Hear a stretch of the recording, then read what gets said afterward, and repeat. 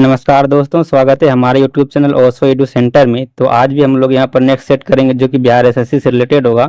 जैसे कि आप लोग को पता है कि बिहार एसएससी में टोटल 150 क्वेश्चन रहता है। उनमें से आप लोग का 75 जीके जीएस रहेगा और 75 जो मैथ रीजनिंग रहेगा। तो यहाँ पर हम लोग सिर्फ जीके जीएस का पोर्शन करेंगे, क्योंकि अगर आप मैथ रीजनिंग का पोर्शन करेंगे तो बहुत टाइम लग जाएगा। मैथ रीजनिंग में आप लोग को टाइम देना पड़ेगा, लगभग उसमें 75 मैथ रीजनिंग करने में अगर आप लोग को समझाना पड़े तो मतलब हो सकता है कि 2-3 घंटा हमको लग जाए। तो यहाँ पर उतना लंबा वीडियो नहीं बना सकता हूँ।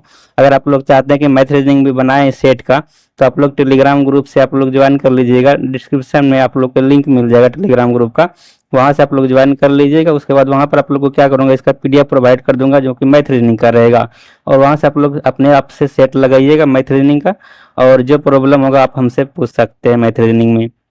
बाकी बात यहाँ पर जो भी क्वेश्चन आज का है जीके जीएस का बहुत इंपॉर्टेंट से है, तो आप लोग इसको स्किप नहीं कीजिएगा आज का। तो हमारा फर्स्ट क्वेश्चन यहाँ पर कि कौन सा अधिनियम प्रतिनिधित्व लोकतंत्र को भागीदारी लोकतंत्र में बदलता है, जिससे जमीनी स्तर पर लोकतांत्रिक संस्थाओं के विकास में एक महत्वपूर्ण कदम माना जाता है। तो यहाँ पर जो है लोकतंत्र को भागीदारी लोकतंत्र में बदलता है, और क्या करता है कि जमीनी स्तर पर लोकतांत्रिक संस्थाओं के विकास में एक महत्वपूर्ण कदम निभाता है। जैसे कि आप लोग को पता है कि पंचायती राज व्यवस्था एक ऐसा व्यवस्था है जो कि लोकतांत्रिक संस्थाओं के विकास के लिए एक महत्वपूर्ण कदम माना जाता है। इस पर तो जमीनी स्तर पर, क्योंकि ये जो अपना पंचायती राज व्यवस्था है वो कहाँ पर है, अपने गांवों में देखा जाता है। मतलब जो कि बहुत नीचे सदन की बात करें कि जैसे सेंटर में हो गया अपना प्रधानमंत्री वगैरह होता है, अपने राज्य में हो गया मुख्यमंत्री, ये सब का पद होता है। फिर जिला में हो जाता है कि जिला परिषद का पद। उसी प्रकार पंचायती राज व्यवस्था में जो पंचायत से संबंधित बहुत सारे पद होता है जो कि जमीनी स्तर पर एक प्रकार का पद है। तो वो 73वां संविधान संशोधन जो है इसका राइट आंसर हो जाएगा, क्योंकि इसी संविधान संशोधन से अपने संविधान में जो है पंचायती राज को जोड़ा गया है। तो याद रखें आप लोग 73वां संविधान संशोधन अधिनियम जो इसका राइट आंसर हो जाएगा, क्योंकि इसी से क्या हुआ है अपने संविधान में पंचायती राज को ऐड किया है। तो ये 73वां संविधान संशोधन इसका राइट आंसर हो जाएगा। और अगर आप लोग याद रखें कि 74वां संविधान संशोधन किससे रिलेटेड है, तो 74वां संविधान संशोधन जो है ये नगर पालिका से संबंधित है। और उसके बाद यहाँ पर जैसे कि दिख रहा आप लोग को कि 42वां संविधान संशोधन है। तो 42वां संविधान संशोधन से क्या हुआ, मौलिक कर्तव्य जो है वो 42वां संविधान संशोधन से ऐड किया गया, और प्रस्तावना में जो सुधार किया गया था, संशोधन किया गया था पहली बार, वो 42वां संविधान संशोधन के द्वारा ही किया गया था। और अगर आप लोग को यहाँ पर बोल दिया 44वां संविधान संशोधन, तो याद रखिएगा आप लोग कि 44वां संविधान संशोधन से जो है वो मौलिक अधिकार को विधिक अधिकार बनाया था। कौन सा मौलिक अधिकार, जैसे कि संपत्ति का अधिकार है, ये संपत्ति का अधिकार जो था अपना, इसे 44वां संविधान संशोधन के द्वारा इसे क्या कर दिया गया, संवैधानिक अधिकार से इसको विधिक अधिकार बना दिया गया। और 42वां संविधान संशोधन में जैसे कभी आप लोग को बताया कि मौलिक कर्तव्य जो जोड़ा गया है अपना संविधान में, वो 42वां संविधान संशोधन से जोड़ा गया है। और ये जो मौलिक कर्तव्य जोड़ा गया है ये किस समिति की सिफारिश पर, तो याद रखिए आप लोग कि सरदार स्वर्ण सिंह समिति की सिफारिश पर जो है मौलिक कर्तव्य को संविधान में जोड़ा गया है। यहाँ पर नेक्स्ट यहाँ पर जिस 52वां संविधान संशोधन जो ये किससे संबंधित है, तो 52वां संविधान संशोधन ये जो है दल बदल से संबंधित है, इसे आप लोग याद रखेंगे। 52वां संविधान संशोधन पे कौन सा अनुसूची जोड़ा गया है, तो ये अनुसूची जोड़ा गया है 10वां अनुसूची, और इसी से संबंधित है दल बदल। और 61वां संविधान संशोधन बहुत इंपॉर्टेंट क्वेश्चन बनता है यहाँ से, जिससे कि वोट देने का उम्र जो 21 साल से 18 साल कर दिया गया था, वो इसी संविधान संशोधन से किया गया था, 61वां संविधान संशोधन से। तो यहाँ पर हम लोग बहुत सारे क्वेश्चन पढ़े जो कि बहुत इंपॉर्टेंट शब्द है, सभी एग्जाम में पूछा जाने वाला। जैसे 73वां संविधान संशोधन पंचायती राज से संबंधित हो गया, 74वां संविधान संशोधन नगर पालिका से संबंधित हो गया, अभी जस्ट बताया 42वां संविधान संशोधन से जो है अपने संविधान में मौलिक कर्तव्य को जोड़ा गया है। और जो कर्तव्य जोड़ा गया वो सरदार स्वर्ण सिंह समिति की सिफारिश पर। उसके बाद संपत्ति का अधिकार आप लोगों को पता है कि 44वां संविधान संशोधन के द्वारा इसको क्या कर दिया गया, विधिक अधिकार बना दिया गया है। 52वां संविधान संशोधन से अभी हम लोग पढ़े, 52वां से हम लोग क्या पढ़ेगी, दल बदल इसी से संबंधित है, और अनुसूचित 10 इसी से जोड़ा गया है। 61वां से हम लोग पढ़े कि संविधान संशोधन से कि अपना वोट देने की उम्र जो है वो 21 से 18 साल कर गया। तो इतना क्वेश्चन आप लोग इससे संबंधित याद रखेंगे। यहाँ पर आप लोग प्रत्येक क्वेश्चन में इसी तरह बताऊंगा, एक क्वेश्चन के साथ साथ 5-6 क्वेश्चन आप लोग को कन्फर्म हो जाएगा। तो जिससे कि यहाँ पर फर्स्ट क्वेश्चन आप लोग पढ़ लिए। नेक्स्ट क्वेश्चन की ओर हम लोग बढ़ेंगे कि सर्व शिक्षा अभियान का उद्देश्य 22 वर्ष के आयु वर्ग के सभी बच्चों के लिए उपयोगी एवं प्रासंगिक प्रारंभिक शिक्षा प्रदान करना है। उसमें जो बच्चों की उम्र प्रदान था, मतलब आयु वर्ग था, वो था 6 से 14 वर्ष के बच्चों के लिए। तो सर्व शिक्षा अभियान 6 से 14 वर्ष के बच्चों के लिए, इसे आप लोग याद रखेंगे। नेक्स्ट प्रश्न की बात करें तो यहाँ पर आ जाता है विश्व स्वास्थ्य दिवस कब मनाया जाता है। तो याद रखें आप लोग, विश्व स्वास्थ्य दिवस जो है वो मनाया जाता है 7 अप्रैल को। 7 अप्रैल को विश्व स्वास्थ्य दिवस हो गया। अब बात करें 15 मार्च को, तो 15 मार्च को विश्व उपभोक्ता अधिकार दिवस मनाया जाता है। क्या मनाया जाता है? विश्व उपभोक्ता अधिकार दिवस। और 21 मार्च की बात करें तो 21 मार्च को मनाया जाता है अंतर्राष्ट्रीय वन दिवस। तो ये 3 क्वेश्चन आप लोग याद रखेंगे इसे कि 7 अप्रैल को हो गया स्वास्थ्य दिवस, विश्व स्वास्थ्य दिवस, 15 मार्च को हो गया विश्व उपभोक्ता अधिकार दिवस, और 21 मार्च को हो गया अंतर्राष्ट्रीय वन दिवस। नेक्स्ट प्रश्न को हम लोग बढ़ेंगे। 2011 के जनगणना के अनुसार भारत की साक्षरता दर कितनी थी। तो जो 2011 के जनगणना जो हुआ था उसके अनुसार भारत की साक्षरता दर जो है वो 74% थी। तो ऑप्शन नंबर ये प्रश्न का राइट आंसर हो जाएगा। नेक्स्ट प्रश्न देखें तो यहाँ पर आ जाता है निम्नलिखित में से कौन सा सम्मिलित नहीं है। जिसे कि यहाँ पर एक तरफ आप लोग को देश दिया गया, दूसरी तरफ राजधानी दिया गया। तो कौन सा देश का राजधानी इसमें गलत है वो मतलब चुनना है। तो रूस की राजधानी मॉस्को, ये बात तो सही है, रूस की राजधानी मॉस्को है। कनाडा की राजधानी ओटावा, ये भी सही है। ऑस्ट्रेलिया की राजधानी कैनबरा है, ये भी सही है। चीन की राजधानी संघाई, ये गलत है। चीन की राजधानी संघाई ना होके बीजिंग है। तो ये ऑप्शन छठा जाएगा, ऑप्शन नंबर सी इसका राइट आंसर हो जाएगा, क्योंकि यहाँ पर गलत दिया गया। यही यहाँ पर चुनना था कि सम्मिलित कौन सा नहीं है। तो इस प्रकार के क्वेश्चन पूछा जाता है ऑप्शन के अनुसार, तो इसे आप लोग ध्यान में रखेंगे। नेक्स्ट प्रश्न यहाँ पर आ जाता है 6 नंबर प्रश्न की पटना से प्रकाशित होने वाला प्रथम अंग्रेजी अखबार कौन सा था। तो पटना से प्रकाशित होने वाला प्रथम अंग्रेजी अखबार जो था वो था द बिहार हेराल्ड। याद रखें आप लोग, द बिहार हेराल्ड ही ये प्रथम अंग्रेजी अखबार था जो कि पटना से प्रकाशित हुआ था। यूएनडीपी संयुक्त राष्ट्र विकास कार्यक्रम का मुख्यालय जो है वो कहाँ है। तो यूएनडीपी का हेडक्वार्टर पूछा गया है, तो ये यूएसए के न्यूयॉर्क में स्थित है। तो याद रखें आप लोग, यूएनडीपी का जो हेडक्वार्टर है वो न्यूयॉर्क में है। और यूएनडीपी का स्थापना की बात करें तो यूएनडीपी का जो स्थापना हुआ था, याद रखें आप लोग, 22 नवंबर 1965 ईस्वी में हुआ था। कब हुआ था? 22 नवंबर 1965 ईस्वी में यूएनडीपी का स्थापना हुआ था और इसका हेडक्वार्टर जो हो गया वो न्यूयॉर्क हो गया। नेक्स्ट प्रश्न यहाँ पर कि सिंधु घाटी सभ्यता के लोग पूजा करते थे। तो सिंधु घाटी सभ्यता के लोग जो वो किस किस भगवान का पूजा करते थे। ये पूजा करते थे पशुपति जी का। याद रखें हम लोग, पशुपति का पूजा करते थे सिंधु घाटी सभ्यता के लोग। और आप लोग को बता दूं कि सिंधु घाटी सभ्यता जो एक मातृसत्तात्मक सभ्यता थी। नेक्स्ट प्रश्न यहाँ पर आ जाता है कि बिग बैंग सिद्धांत निम्नलिखित में से किसकी सहायता से और किसकी व्याख्या करता है। तो बिग बैंग सिद्धांत जो किसकी व्याख्या करती है, तो वो करता है ब्रह्मांड का उद्भव का। याद रखें हम लोग, ब्रह्मांड का उद्भव का जो है व्याख्या करता है कौन? बिग बैंग सिद्धांत। नेक्स्ट प्रश्न यहाँ पर आ जाता है कि भारत की खोज पुस्तक किसने लिखी है। तो भारत की खोज पुस्तक वो जवाहरलाल नेहरू के द्वारा लिखा गया है। याद रखें आप लोग, बहुत इंपॉर्टेंट क्वेश्चन है। भारत की खोज जवाहरलाल नेहरू के द्वारा। उसके बाद महात्मा गांधी की पुस्तक जो एक है हिंद स्वराज। याद रखें हम लोग, हिंद स्वराज वो महात्मा गांधी का पुस्तक है। और उर्वशी जो है, उर्वशी रामधारी सिंह दिनकर का एक पुस्तक है। और रविंद्रनाथ टैगोर की बात करें तो गीतांजलि, याद रखें आप लोग, गीतांजलि जो वो रविंद्रनाथ टैगोर जी की है। तो यहाँ पर आप लोग को 4 क्वेश्चन कवर हो गया कि भारत की खोज जवाहरलाल नेहरू का हो गया, हिंद स्वराज महात्मा गांधी का हो गया, उर्वशी हो गया रामधारी सिंह दिनकर, और गीतांजलि हो गया रविंद्रनाथ टैगोर जी का। नेक्स्ट प्रश्न की ओर हम लोग बढ़ेंगे कि निम्नलिखित में से किसको सम्राट अशोक ने बौद्ध धर्म के प्रचार के लिए श्रीलंका भेजा था। तो अशोक के जो 2 पुत्र था, महेंद्र एवं एक पुत्री थी संघमित्रा। महेंद्र था पुत्र और संघमित्रा एक पुत्री थी। इन दोनों को जो श्रीलंका भेजा था बौद्ध धर्म के प्रचार के लिए। याद रखें आप लोग, कहाँ भेजा था? श्रीलंका बौद्ध धर्म के प्रचार के लिए भेजा था अशोक के द्वारा महेंद्र एवं संघमित्रा को। नेक्स्ट प्रश्न यहाँ पर है कि बिहार राज्य में कितने मंडल है। तो आप लोग को पता है बिहार राज्य में है टोटल 9 मंडल है। अब मंडल क्या होता है, जैसे कि यहाँ पर मेरा जो डिस्ट्रिक्ट है वो भागलपुर है।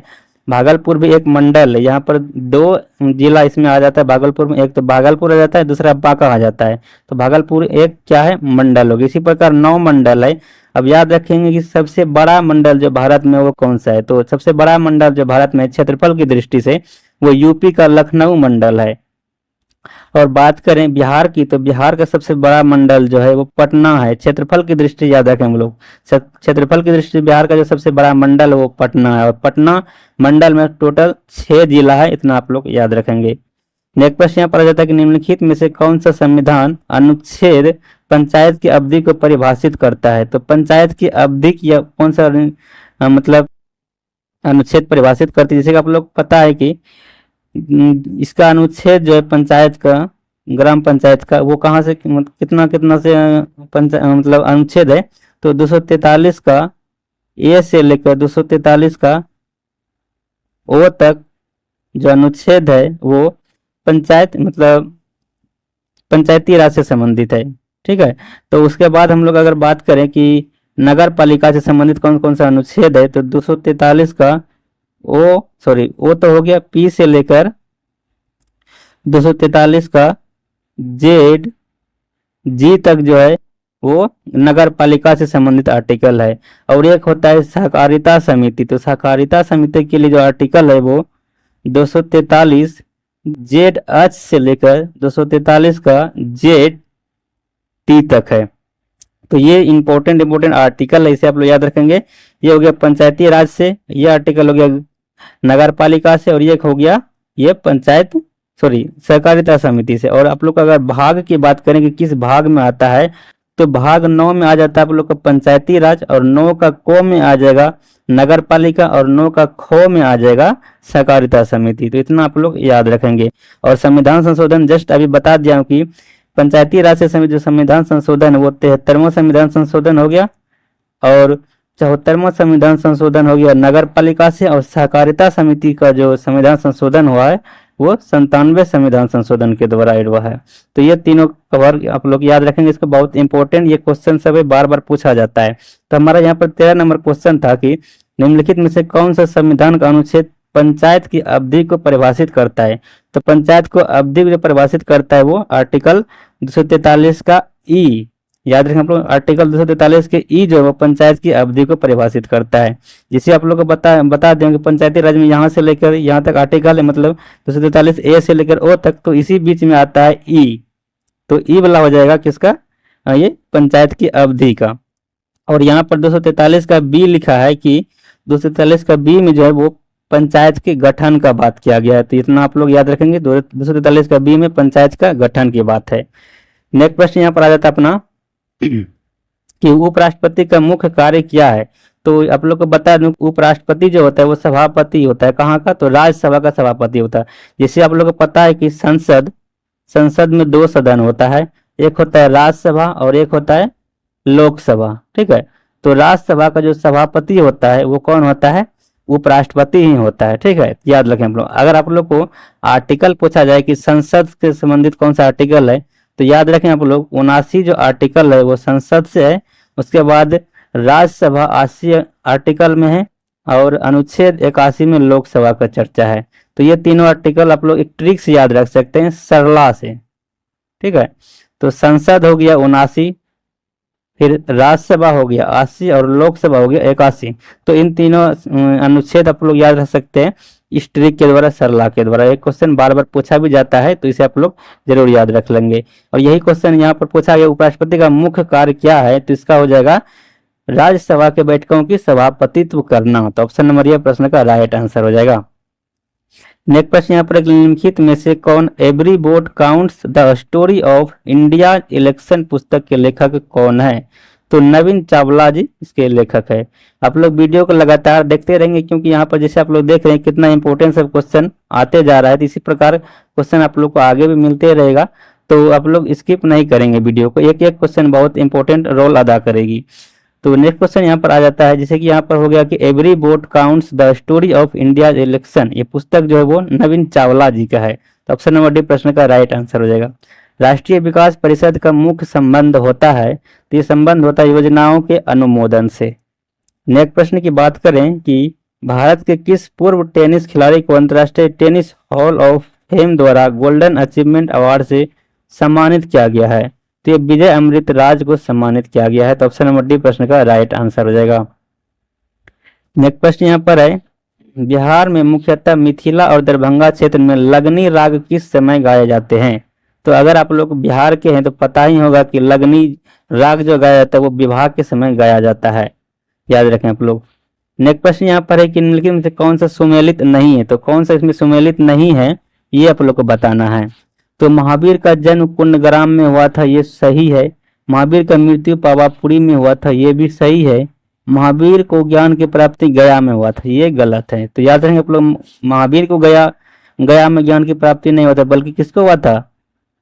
गौतम बुद्ध को हुआ था बोध गया में, या फिर गया में ज्ञान की प्राप्ति। लेकिन महावीर को जो ज्ञान की प्राप्ति हुआ था वो जमुई में हुआ था, जमुई के जम्बिका ग्राम में हुआ था, याद रखेंगे आप लोग। तो ये जो ऑप्शन है वो गलत है।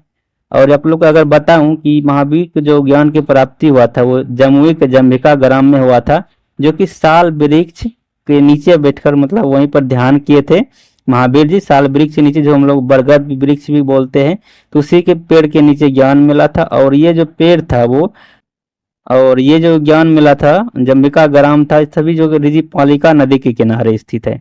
तो ये भी क्वेश्चन बार बार पूछा जाता है कि महावीर को जो ज्ञान की प्राप्ति हुआ था किस नदी के किनारे हुआ था? तो ऋजुपालिका नदी के किनारे ज्ञान की प्राप्ति हुआ था। और नेक्स्ट यहाँ ऑप्शन है कि महावीर का सर्वाधिक प्रभाव वैशाली में हुआ था, तो ये भी सही है। अब यहाँ पर जैसे हम लोग पढ़ लिए कि महावीर के जो ज्ञान की प्राप्ति हुआ था वो जमुई के जम्बिका ग्राम में हुआ था, जो कि साल वृक्ष जिसे हम लोग बरगद बोलते हैं उसके नीचे ज्ञान की प्राप्ति हुआ था, और ऋजुपालिका नदी के किनारे था। अब हम लोग अगर ये गौतम बुद्ध की बात करें तो गौतम बुद्ध को जो ज्ञान की प्राप्ति हुआ था वो बोध गया में हुआ था, और उसका वृक्ष जो था वो कौन से वृक्ष था? तो पीपल वृक्ष के नीचे उसको ज्ञान की प्राप्ति हुआ था। और नदी की बात करें तो नदी था निरंजना नदी। तो ये प्रश्न भी बार बार पूछा जाता है कि महात्मा बुद्ध को किस नदी के किनारे जो है ज्ञान की प्राप्ति हुआ था? तो निरंजना नदी, याद रखें आप लोग। इसमें था ऋजुपालिका नदी महावीर को, और उसमें हो जाएगा निरंजना नदी। तो बहुत इंपॉर्टेंट सब क्वेश्चन था, इससे रिलेटेड बार बार क्वेश्चन पूछा जाता है, इसे आप लोग जरूर याद रखेंगे। नेक्स्ट प्रश्न की हम बात करें कि हाल ही में नरेश ने गाथा सप्तशती नामक महत्वपूर्ण कृति की रचना की है। तो गाथा सप्तशती जो है ये एक कृति है, किसकी की मतलब इसकी रचना किसने की है? तो ये हाल के द्वारा किया गया है। तो हाल जब सातवाहन वंश के एक नरेश है, इसी के द्वारा गाथा सप्तशती का रचना किया गया है। नेक्स्ट प्रश्न की बात करें हम लोग तो नेक्स्ट प्रश्न आ जाता है कि किस मुगल सम्राट के मकबरे में गुम्बद का निर्माण नहीं किया गया है? तो अकबर के मकबरे में जो है गुम्बद का निर्माण नहीं किया गया। और अकबर का मकबरा कहाँ स्थित है? तो सिकंदराबाद में स्थित है। बाकी बाद जो ऑप्शन है बाबर, हुमायूं और शाहजहां, इस सब के मकबरे में गुम्बद का निर्माण हुआ है। नेक्स्ट प्रश्न है कि 5वां यूके इंडिया अवार्ड 2023 में किसने global Indian icon of the year पुरस्कार जीता है? तो ये जीता गया मैरी कॉम के द्वारा। तो ऑप्शन नंबर सी प्रश्न का राइट आंसर हो जाएगा। नेक्स्ट प्रश्न आ जाता है कि जब सिंध का विलय हुआ उस समय जो भारत के गवर्नर जनरल कौन था? तो उस टाइम जो भारत के गवर्नर जनरल था वो लॉर्ड एलन बरो था। तो इंपॉर्टेंट क्वेश्चन है कि जब सिंध का विलय हुआ था तो उस टाइम जो भारत के गवर्नर जनरल था वो कौन था? लॉर्ड एलन बरो था, याद रखें आप लोग। नेक्स्ट प्रश्न यहाँ पर है 24 नंबर, बहुत इंपॉर्टेंट सवाल है। अलीगढ़ आंदोलन जो है वो कैसा, मतलब चरित्र कैसा था? अलीगढ़ आंदोलन का चरित्र पूछ रहा है, वो कैसा था? तो अलीगढ़ आंदोलन जो एक मुस्लिम आंदोलन है, इसमें क्या किया गया था कि ब्रिटिश का समर्थक था ये अलीगढ़ आंदोलन, और कांग्रेस का विरोधी और हिंदू का भी विरोधी था ये, याद रखें आप लोग। यहाँ पर जैसे कि कथन नंबर 1 है अपना कि ब्रिटिश विरोधी, तो ब्रिटिश विरोधी था, ब्रिटिश का विरोधी नहीं था ये, याद रखें आप लोग। ब्रिटिश का ये समर्थक था, ठीक है।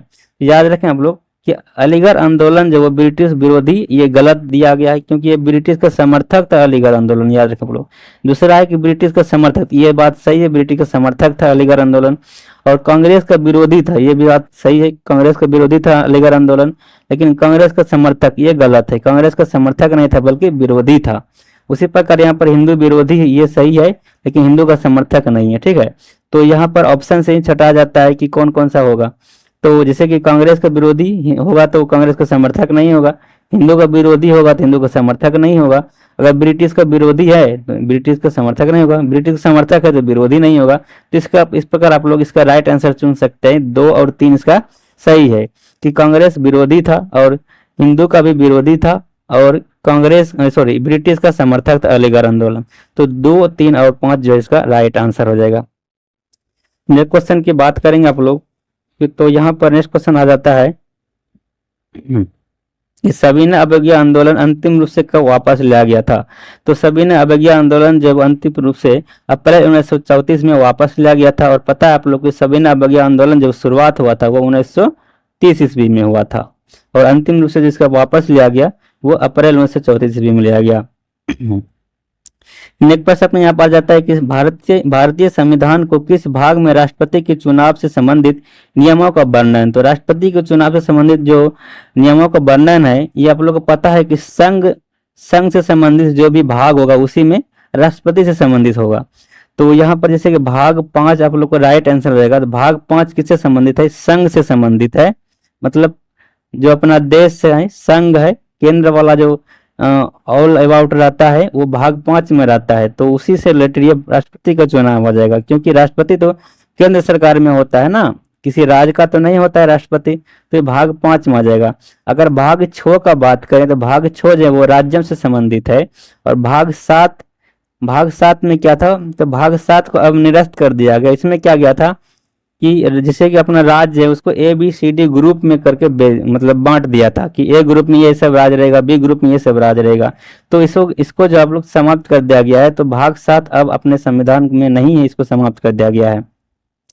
नेक्स्ट यहाँ पर भाग 4 में जैसे कि आप लोग पता है कि राज्य का नीति निर्देशक तत्व है। तो राज्य का नीति निर्देशक जिसको हम लोग शॉर्ट में कहते हैं DPSP, ये जो है भाग 4 में है। और भाग 4 का को में क्या है, मौलिक कर्तव्य है। तो याद रखें आप लोग इतना। नेक्स्ट प्रश्न यहाँ पर आ जाता है कि संविधान के उपबंधों के तहत किस प्रकार से भारतीय नागरिक की नागरिकता समाप्त हो सकती है। तो त्याग करने पर भी नागरिक समाप्त हो सकता है। पर्यावसन मतलब दूसरे देश में अगर आप लोग वहां का ले लीजिएगा नागरिकता तो यहाँ का अपने आप मतलब नागरिकता समाप्त हो जाएगा। और उसके बाद वंचित किए जाने पर अगर अपना सरकार जो है आपको नागरिकता मतलब वंचित कर दे नागरिकता देने से, तो इससे भी आप लोग का क्या हो सकता है, नागरिकता समाप्त हो सकता है। तो ऑप्शन नंबर डी प्रश्न का राइट आंसर हो जाएगा उपयुक्त सभी। नेक्स्ट प्रश्न यहाँ पर है अनुच्छेद 25 से 28 के अंतर्गत प्रदत्त धार्मिक अधिकारों पर राज्य किन अधिकारों पर प्रतिबंध लगा सकता है। तो उपयुक्त सभी इसका राइट आंसर हो जाएगा। जैसे कि लोक व्यवस्था पर भी लगा सकता है, सदाचार पर लगा सकता है और स्वास्थ्य पर भी लगा सकता है। नेक्स्ट प्रश्न यहाँ पर आ जाता है कि राष्ट्रपति पद पर कार्यवाहक राष्ट्रपति के अलावा सबसे कम अवधि तक पद पर रहने वाला राष्ट्रपति कौन है। तो प्रश्न पूछा जा रहा है कि राष्ट्रपति पद पर सबसे कम अवधि तक रहने वाला राष्ट्रपति कौन है, जो कि कार्यवाहक राष्ट्रपति नहीं होना चाहिए। ठीक है, तो इसका राइट आंसर हो जाएगा option number B doctor Zakir Hussain. इसका ये मात्र 1967 से 1969 तक मतलब 2 साल ही रहे थे डॉक्टर जाकिर हुसैन जी। तो इसका राइट आंसर हो जाएगा डॉक्टर जाकिर हुसैन, याद रखें आप लोग। और एक प्रश्न पूछा जाता है आप लोग को कि एकमात्र मतलब पहला राष्ट्रपति जो कि निर्विरोध चुना गया था, तो ये था नीलम संजीव रेड्डी। नीलम संजीव रेड्डी जो है ये एक पहला राष्ट्रपति है जो कि निर्विरोध चुना गया था। ठीक है, याद रखें आप लोग नीलम संजीव रेड्डी। नेक्स्ट प्रश्न यहाँ पर आ जाता है कि निम्नलिखित में से कौन सा सुमेलित नहीं है, इनमें से कौन सुमेलित नहीं है। तो कोयना जो है वो एक जल विद्युत परियोजना है, ये सही है। कलपक्कम परमाणु शक्ति केंद्र है जो कि तमिलनाडु में है, ये भी सही है। भावनगर जो ज्वारीय विद्युत परियोजना है ये भी सही है जो कि गुजरात में है। लेकिन कोलकाता जो ये भूतापीय ऊर्जा केंद्र नहीं है, तो ये गलत हो जाएगा। ठीक है, ये सुमेलित नहीं है। ऑप्शन नंबर सी प्रश्न का राइट आंसर हो जाएगा। हाल ही में किसके द्वारा प्रमुख पुस्तक मोदी शेपिंग या ग्लोबल ऑर्डर इनफ्लक्स लिखा गया है। तो ये लिखा गया है एस जयशंकर के द्वारा। तो ऑप्शन नंबर ये प्रश्न का राइट आंसर हो जाएगा। नेक्स्ट प्रश्न आ जाता है कि स्प्रूस फर वो तथा पाइन के वृक्ष मुख्यतः किस प्रकार के वनों में पाए जाते हैं। तो ये पाए जाते हैं टैगा वनों में, याद रखें आप लोग टैगा वनों में ये सब पाए जाते हैं। नेक्स्ट प्रश्न की बात करें तो आ जाता है अपना कि ऋग्वेद में श्लोक सविता से संबंधित सविता का अर्थ किस देवता से है। तो सविता का अर्थ जो है वो सूर्य से संबंधित है, याद रखें आप लोग। नेक्स्ट प्रश्न की बात करें तो नेक्स्ट प्रश्न अपने यहाँ पर आ जाता है कि जुलाई 2023 ईस्वी में लंदन में आयोजित विंबलडन 2023 में किस टेनिस खिलाड़ी ने पुरुष एकल का खिताब जीता है? तो ये जीता है कार्लोस अल्कराज के द्वारा। तो ऑप्शन नंबर बी प्रश्न का राइट आंसर हो जाएगा। नेक्स्ट प्रश्न यहाँ पर कि महाभारत के अनुसार कौरव सेना के निम्नलिखित सेनापतियों में से कौन सा जीवित बचा था? तो एकमात्र यही बचा था, अश्वत्थामा जीवित बचा था। और आप लोग को पता है कि द्रोणाचार्य पुरस्कार जो कि कोच को दिया जाता है, मतलब जो खेल प्रशिक्षण होता है, प्रशिक्षक होता है, उसको दिया जाता है। उसकी शुरुआत जो हुआ था वो 1985 ईस्वी में हुआ था। नेक्स्ट प्रश्न यहाँ पर देखिए 23 अगस्त 2023 को लॉन्च चंद्रयान 3 के लैंडिंग साइट का नाम प्रधानमंत्री नरेंद्र मोदी के द्वारा इसरो की टीम को संबोधित करने के लिए क्या रखा गया था? ये शिव शक्ति रखा गया था, याद रखें आप लोग। नेक्स्ट प्रश्न यहाँ पर आ जाता है कि लाला लाजपत राय किसके विरुद्ध प्रदर्शन कर रहे थे जब वे पुलिस की बर्बरता के शिकार हो गए थे? साइमन कमीशन के विरुद्ध जो है वो प्रदर्शन कर रहे थे, जो कह रहा था क्या कह रहा था कि साइमन कमीशन वापस जाओ। ये नारा भी आप लोग को याद रखेंगे, साइमन कमीशन वापस जाओ, नारा भी लाला लाजपत राय का है। और वहीं पर लाठी चार्ज हुआ था, आप लोग याद रखें कि लाला लाजपत राय पे जो है ब्रिटिश सेनाओं ने क्या कर दिया था? लाठी चला गया था। नेक्स्ट प्रश्न यहाँ पर है कि बाउल लोक नृत्य कौन सा भारतीय प्रदेश संबंध है? तो बाउल जो वो पश्चिम बंगाल का एक लोक नृत्य है, याद रखें आप लोग। नेक्स्ट प्रश्न यहाँ पर कि प्रजा समाजवादी पार्टी का संस्थापक कौन था? तो ये जयप्रकाश नारायण जी था, याद रखें आप लोग। प्रजा समाजवादी जो है वो जो पार्टी संस्थापक था वो जयप्रकाश नारायण जी, आप लोग याद रखेंगे। और ये जो ये बिहार का ही जयप्रकाश नारायण जी है। नेक्स्ट प्रश्न यहाँ पर कि पश्चिमी घाट की सबसे ऊंची चोटी कौन सी है? तो ये कुद्रेमुख हो जाएगा, पश्चिमी घाटी का सबसे ऊंची चोटी, याद रखें आप लोग। और आप लोग को पता है कि अपना जो दक्षिण भारत का सबसे ऊंची चोटी है वो कौन सा है? अनायमुडी है। दक्षिण भारत की सबसे ऊंची चोटी है अनायमुडी चोटी, याद रखें आप लोग। और एक नीलगिरी पहाड़ी है जो कि दक्षिण भारत में है, उसमें पूछा जाता है आप लोग कि नीलगिरी पहाड़ी का सबसे ऊंची चोटी कौन सा है? तो वो हो जाएगा दोदा बेटा, याद रखें आप लोग। दोदा बेटा शिखर जो है वो दक्षिणी मतलब नीलगिरी का सबसे ऊंची शिखर है। नेक्स्ट प्रश्न यहाँ पर शांति निकेतन की स्थापना किसने की थी? तो ये रविंद्रनाथ टैगोर के द्वारा किया गया था। नेक्स्ट प्रश्न आ जाता है कि भारत के कितने राज्य कहीं भी समुद्र को नहीं छूते हैं? तो याद रखें आप लोग कि भारत के सबसे पहले तो आप लोग ये याद रखें कि कितने राज्य जो समुद्र को छूते हैं। तो 9 राज्य जो है भारत का वो समुद्र को छूते हैं, बाकी बाद जो 19 राज्य बच गया वो समुद्र को नहीं छूते हैं, तो याद रखें आप लोग। नेक्स्ट प्रश्न यहाँ पर है कि भारत के नियंत्रक और महालेखा परीक्षक, जिसको हम लोग इंग्लिश में बोलते हैं controller and auditor general CAG की नियुक्ति कौन करता है? तो याद रखें आप लोग CAG की नियुक्ति जो भारत के राष्ट्रपति के द्वारा किया जाता है। नेक्स्ट प्रश्न यहाँ पर है कि अर्जुन पुरस्कार कब शुरू हुआ था? तो अर्जुन पुरस्कार जो शुरू हुआ था 1961 ईस्वी में हुआ था। 21 मार्च को किस स्थान पर दिन और रात बराबर होता है? तो याद रखें आप लोग कि 21 मार्च को भूमध्य रेखा पर दिन रात बराबर होता है। 21 मार्च को एक होता है और एक 23 सितंबर को भी दिन रात बराबर होता है भूमध्य रेखा पर। तो 2 डेट आप लोग याद रखेंगे कि एक तो हो गया 21 मार्च और ये क्या रखेंगे 23 सितंबर। तो ये दोनों दिन जो है भूमध्य रेखा पर दिन रात बराबर होता है। बाकी बात इससे रिलेटेड क्वेश्चन बन रहा है कि उत्तरी गोलार्ध में सबसे बड़ा दिन जो होता है वो 21 जून को याद होता है। याद रखें आप लोग 21 जून को उत्तरी गोलार्ध में सबसे बड़ा दिन होता है और 22 दिसंबर को दक्षिणी गोलार्ध में सबसे बड़ा दिन होता है। ठीक है, तो 22 दिसंबर को हो गया सबसे बड़ा दिन दक्षिणी गोलार्ध में और उत्तरी गोलार्ध में 21 जून को हो गया। और भूमध्य रेखा पर दिन रात जो बराबर होता है वो 23 सितंबर और 21 मार्च को होता है। और एक प्रश्न पूछा जाता है उपसौर और अपसौर। तो उपसौर क्या होता है कि जब सूर्य जो पृथ्वी के सबसे नजदीक रहता है, नजदीक स्थिति वाला होता है, उसे हम लोग उपसौर कहते हैं। और सूर्य जब पृथ्वी से सबसे दूर स्थिति रहता है, मतलब दूर रहता है, दूरस्थ दूरी पर रहता है, तो उसे हम लोग कहेंगे अपसौर। और उपसौर की घटना जो होता है वो होता है, याद रखें आप लोग, उपसौर की घटना जो होता है वो होता है 3 जनवरी को। मतलब 3 जनवरी को जो है सूर्य पृथ्वी के बहुत पास रहता है। ठीक है, और अपसौर की घटना जो होता है वो 4 जुलाई को होता है। मतलब क्या है कि सूर्य जो है वो 4 जुलाई को सूर्य से पृथ्वी से बहुत दूर रहता है, मतलब दूरस्थ दूरी पर रहता है। और 3 जनवरी को निकटतम दूरी पर रहता है सूर्य पृथ्वी से। तो यही उपसौर और अपसौर, इसे भी आप लोग याद रखेंगे, सभी इंपॉर्टेंट क्वेश्चन में पूछा जाने वाला है। नेक्स्ट प्रश्न यहाँ पर कि किस देश के गुप्तचर संगठन का नाम बॉस है? तो ये दक्षिण अफ्रीका का गुप्तचर संगठन है बॉस, जिसका नाम है, याद रखें आप लोग। और दक्षिण अफ्रीका की राजधानी जो है वो आप लोग को पता है कि प्रिटोरिया है। और दक्षिण अफ्रीका की मुद्रा क्या है? दक्षिण अफ्रीका की मुद्रा जो है वो रैंड है। और यहाँ घास के मैदान को जो कहा जाता है वो कहा जाता है वेल्ड, याद रखें आप लोग। नेक्स्ट क्वेश्चन यहाँ पर आ जाता है कि विश्व की सर्वाधिक प्राचीन पहाड़ियाँ कौन सी है? तो विश्व की सर्वाधिक प्राचीन पहाड़ियाँ जो अरावली की पहाड़ी है। नेक्स्ट प्रश्न है कि कजाकिस्तान की राजधानी क्या है? तो कजाकिस्तान की राजधानी अस्ताना है। तो इधर जो है कजाकिस्तान की राजधानी चेंज हुआ था, जो कि नूर सुल्तान हो गया था। नूर सुल्तान जो कजाकिस्तान का राजधानी बन गया था, फिर पुनः जो है नूर सुल्तान से कन्वर्ट करके अस्ताना ही कजाकिस्तान का राजधानी बना दिया गया। और ये याद रखें आप लोग, कजाकिस्तान की जो मुद्रा है वो है टेंगे, जिसे आप लोग अभी जस्ट याद रखेंगे। टेंगे टेंगे वीडियो, मतलब ये गाना जो बहुत चला है टेंगे टेंगे, तो इसे याद रख सकते हैं कि जो कजाकिस्तान की मुद्रा है वो टेंगे हैं, याद रखें आप लोग। नेक्स्ट प्रश्न यहाँ पर है कि 17 अगस्त 2023 को कहाँ से राष्ट्रपति द्रौपदी मुर्मू द्वारा INS विजयगिरी का लॉन्च किया गया था?